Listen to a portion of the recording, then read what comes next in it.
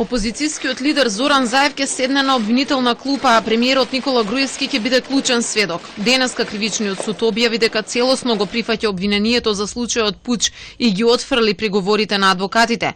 Главен доказ ќе бидат снимките кои јавноста веќе ги видеа се тајна во постапката. Сепак Советот за оценка утврдил дека делата кои се предмет на обвинителниот акт се кривични и има докази за нив. Советот имаше предвид дека одбраната поднесе обемна листа на докази, а усното образложение на приговорите представува и делум на одбрана на обвинетите, што за Советот представува уште еден аргумент во прилог на одлуката да се закаже јавна, главна и устна расправа, на која во контрадикторна постапка ќе се решаваат прашањата што се предмет на испитување и оцена на главна расправа.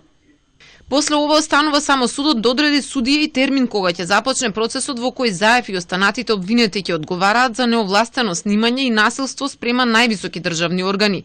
Адвокатите на обвинетите сметаат дека обвинението е напишано како некому дека му се суди за убиство, а не се знае кој е убиениот.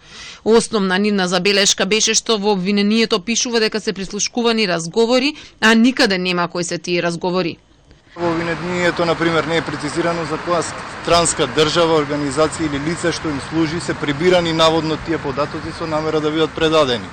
Ова е една од тие аномалии на обвинението кое што ние ги истакнавме.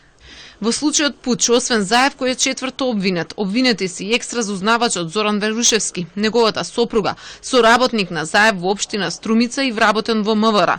Се товарат за шпионажа, неовластено снимање и насилство спрема највисоки државни органи.